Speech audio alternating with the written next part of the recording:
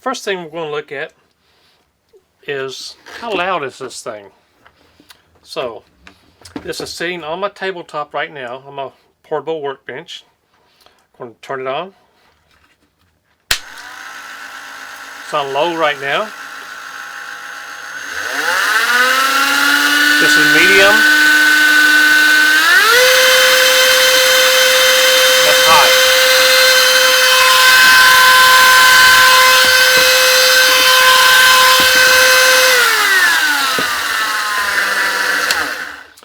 You can see it was a little bit quieter when I lifted it off my workbench right here.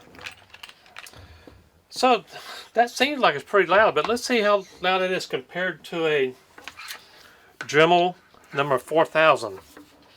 Okay, here is the Hart Rotary tool.